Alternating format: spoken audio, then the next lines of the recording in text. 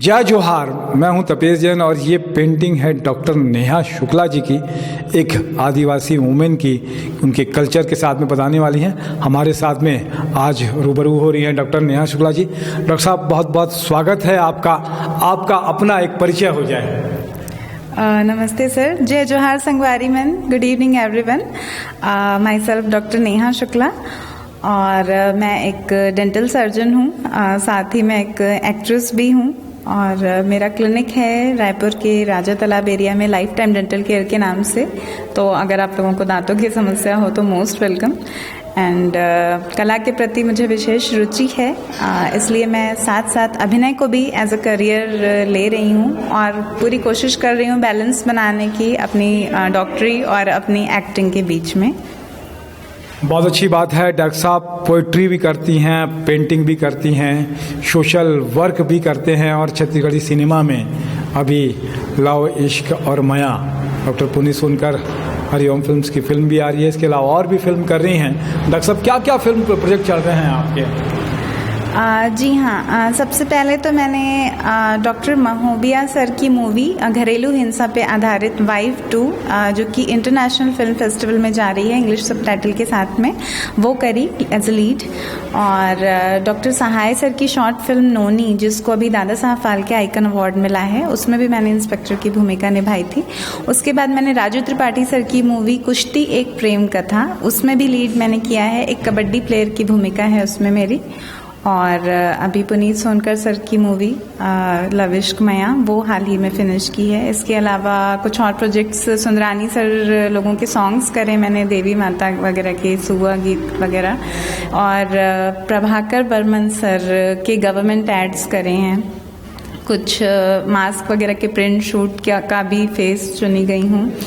और कुछ एक टाटा मोटर्स वगैरह के एजुकेशनल एंथम सॉन्ग वगैरह भी करे हैं, मानव मंदिर के ऐड, रेस्टोरेंट के ऐड। तो पैरेलली कुछ प्रोजेक्ट्स चल रहे हैं। अभी रिसेंट में मैंने MX प्लेयर और Amazon प्राइम, इनके लिए हिंदी प्रोजेक्ट साइन करे हैं। अभी उसके बारे में बहुत रिवील नहीं कर सकती, बट मेहनत कर रही हूँ और उम्मीद करते हैं कि आप लोग। डॉक्टर साहब, ये डॉक्टरी करते करते एक्टिंग का कीड़ा कैसे लग गया आपको?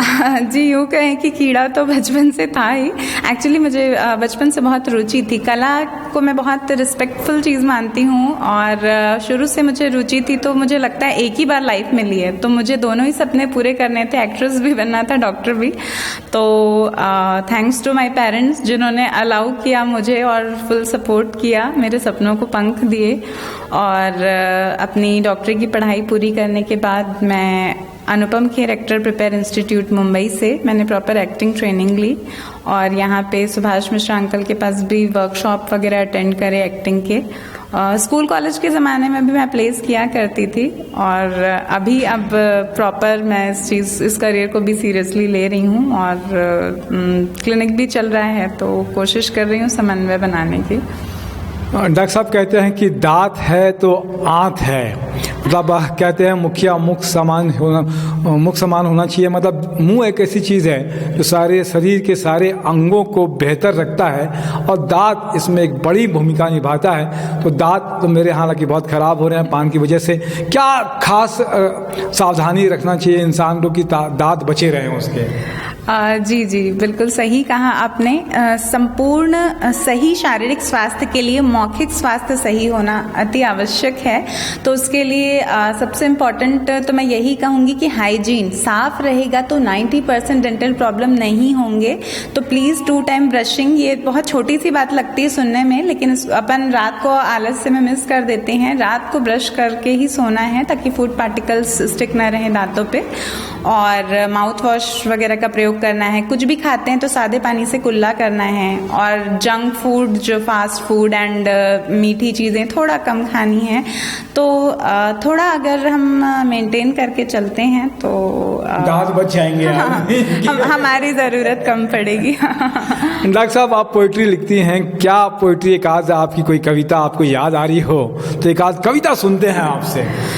जी हाँ, बिल्कुल। पोइट्री लिखने का शौक मुझे मेरे पापा से आया, वो भी बहुत अच्छी पोइट्री लिखते हैं और मैं भी थोड़ा बहुत लिखने की कोशिश करती हूँ। एक सुना देती हूँ अभी जो याद आ रही है।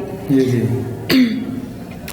कि मुद्दतों बाद खुद के साथ बैठे तो ये ख्याल आया, मुद्दतों बाद खुद के साथ बैठे तो ये ख्याल आया कि फ़िज़ाओं में शोखियाँ तो फ़कत आज भी हैं, और तमाम उम्र किस सुकून की तलाश में मसरूफ़ हो तुम, तमाम उम्र किस सुकून की तलाश में मसरूफ़ हो तुम, गौर से देख वो तस्कीन तेरे पास ही है। और 100 बार रौंद कर देखा सबने, 100 बार रौंद कर देखा सबने, पर मिट्टी में गढ़ने का हुनर आज भी है, और तुमने ही मुस्कुराना कब से छोड़ दिया, मासूम निगाहों में चमक आज भी है, और तुमने ही बारिशों को कीचड़ का सबब मान लिया, कागज़े कश्ती बहाने का हुनर तो उसमें आज भी है। और कौन कहता है इंसान में इंसानियत नहीं बाकी, कौन कहता है इंसान में इंसानियत नहीं बाकी, रूह को रूह से जोड़े वो करम आज भी है। बहुत अच्छी बात है कि मुस्कुराते रहें, और ज़िंदगी में प्रकृति ने बहुत कुछ दिया है और वो सब हमेशा रहती है। डॉक्टर साहब, आप कभी गुनगुनाते भी हैं, मतलब शौकिया गुनगुनाते हैं या इसको भी प्रोफेशन में लाना चाहते हो? हाँ, नहीं, ये तो शौकिया है, उतनी अच्छी सिंगिंग नहीं है, बट म्यूज़िक बहुत मुझे रिलीफ, एक सूदिंग इफेक्ट देता है, तो सुनना भी पसंद है, गुनगुनाना पसंद है। ये प्रोफेशन नहीं, ये बस ऐसे ही बाथरूम सिंगर कहते हैं जिसको। चाहोगे आप आज की ये भी कला आप दर्शक हमारे जाने की क्या? जी। वैसे तो गला थोड़ा ठीक नहीं है, बट ट्राई करते हूँ। एक मेरा बहुत फेवरेट सॉन्ग है। होठों से छू लो तुम मेरा गीत अमर कर दो, बन जाओ मीत मेरी प्रीत अमर कर दो, ना उम्र की सीमा हो, ना जन्म का हो बंधन, जब प्यार करे कोई तो देखे केवल मन, दिल हार के तुम अपना मेरी जीत अमर कर दो। बहुत बढ़िया डॉक्टर साहब। तो आप जो लिखते हो, कभी गीत भी लिखने की कोशिश की आपने कि आपका कोई गीत? नहीं सर, अभी तक गीत ट्राई नहीं किया है, लेकिन डेफिनेटली आई विल ट्राई। अच्छा सजेशन है, मैं कोशिश करूंगी। तो हिंदी के अलावा छत्तीसगढ़ी भी आप लिख सकते हो क्या? अभी तो नहीं, कोशिश जारी है। अभी उतना परफेक्शन नहीं है सीजी ग्रामर में कि मैं मतलब लिखने वाला काम कर सकूं, बट डेफिनेटली मैं इम्प्रूव करूंगी। क्या लगता है डॉक्टर साहब, इस प्रोफेशन में बहुत सारी लड़कियां आना चाहती हैं, बहुत कुछ करना चाहती हैं, आपने अपना एक मुकाम अभी पा लिया है, या कहा जाए कि पाने की कोशिश में लगे हुए हैं, कुछ सपने जो देखे थे आपने कुछ पूरे हो रहे हैं, क्या कहोगे वो बहुत सारी लाखों लड़कियां खास तौर से इस फील्ड में भी आना चाहती हैं, एक्ट्रेस भी बनना चाहती हैं, या अपने सपने भी पूरा करना चाहती हैं, उनके लिए क्या कहोगे आप?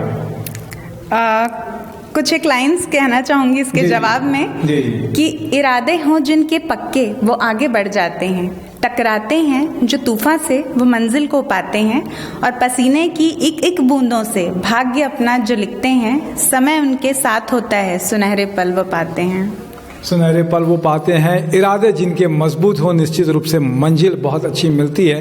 डॉक्टर साहब, अपने परिवार के बारे में भी बताया कि परिवार बड़ा सपोर्ट था, तो क्या कौन है परिवार में आपके? हाँ, मेरे मम्मी पापा हैं, और मेरी सिस्टर अभी अब्रॉड में है, इंजीनियर है, और मम्मी पापा हैं, छोटी सी फैमिली, और मैं हूँ। तो मम्मी पापा ने हमेशा ही सपोर्ट किया है, चाहे वो मेरा डॉक्टर बनने का सपना हो, एक्टिंग का हो, या मेरी जो भी और अदर हॉबीज़ हैं, मैं जो भी करना चाहती हूँ, उन्होंने हमेशा ही, मेरी बैकबोन है वो, और हमेशा ही वो लोग हर पल मेरे साथ खड़े हुए हैं अप एंड डाउन्स में।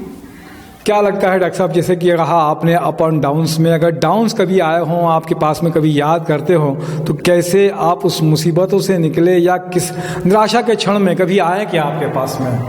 हाँ, ऐसा तो कोई भी व्यक्ति नहीं है जीवन में जिसके जीवन में निराशा के क्षण ना आए हों, लेकिन एक ही बात कहना चाहूँगी कि हौसला कभी नहीं खोना चाहिए।